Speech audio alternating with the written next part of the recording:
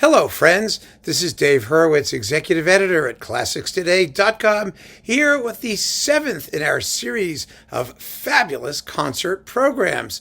Now, in the first six in this series, we figured out the best way to present the six Nielsen symphonies, because some of them aren't known and none of them are as well known as they should be.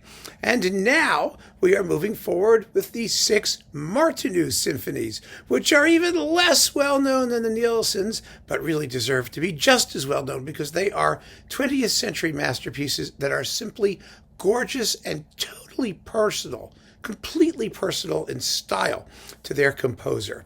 But they are a little tricky. They're a little tricky because who knows who Martinu is, and people see the name and they don't think, well, I want to go see that. They really, really should. And so we're going to give them a reason. Now, Martinu's symphonies were all composed during his time of exile in the United States, during the Second World War in the 1940s. The first symphony was written for the Boston Symphony. It was premiered by Tchaikovsky.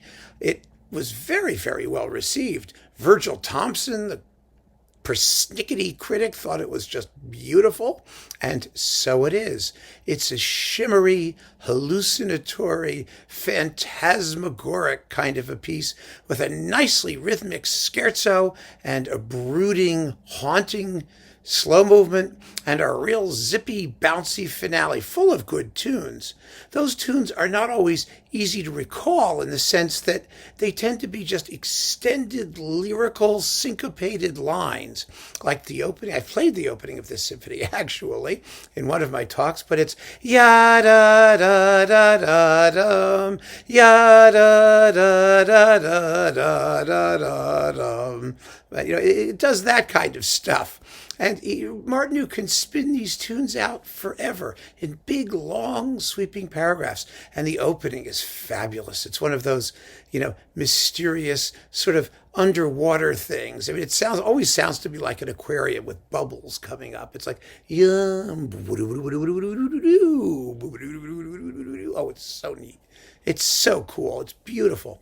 And it would be an enormous hit. In fact, I performed it in my little community orchestra years ago, and it was a hit. It went over extremely well. I mean, there's nothing not to love. It's tonal and melodic and full of character, but also haunting and somewhat mysterious and strange and full of atmosphere, and that wonderful Czech lyricism that's always ready to blossom in wonderful and unexpected ways. So there's no problem with the symphony. The only question is, where do you put it? So I've made this a first half piece. It's actually Martinu's largest symphony. It's about 40 minutes long, so you can't do too much with it on the same half of the program. But I wouldn't put it on the second half because you want to keep people in their seats, and also because I have some other goodies in the second half that I think are just as much fun.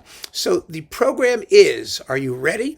Barber, the School for Scandal Overture, another underrated and underplayed piece that is absolutely gorgeous. It has one of the great tunes in all of 20th century music in it. The second subject played on the oboe. Da da da da da da dum. Ya da da da da da da da da da da.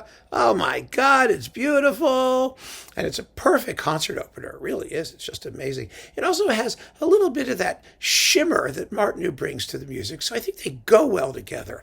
They have this kind of lyrical elegance that really is common to both composers. So then we do the Martinu, and then we have intermission. You go out, you get your orange soda, you take a free cough drop, you hit the can, you hit the water fountain, you do whatever you got to do, you come back, and for the second half, good, solid, popular works. The Ravel left-hand piano concerto. This is a piece that doesn't get played as often as it should because it's hard. I mean, it's really, really hard. I've only seen it done a couple of times.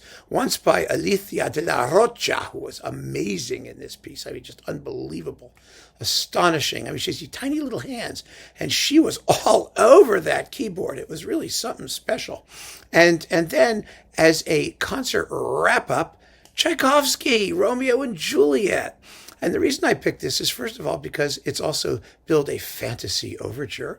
So it does have that fantastical element, as does the Ravel. But more to the point, Tchaikovsky seems to be in such bad odor these days that you very rarely see these pieces performed. Even the really popular ones like Romeo and Juliet.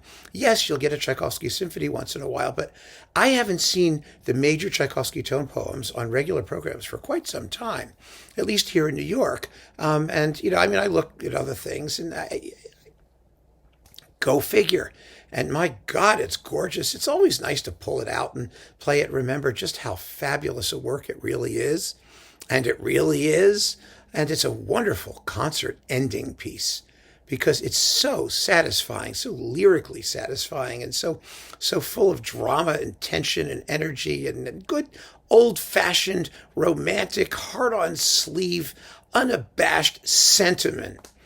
And we are really short of that these days, folks. We really, really are. I've been complaining about how I've been listening to all these performances of big romantic pieces by conductors who have, not a shred of heroism, tragedy, emotion, the rhetorical excess that this music demands. So I insist in this program that it all be played with the necessary rhetorical excess.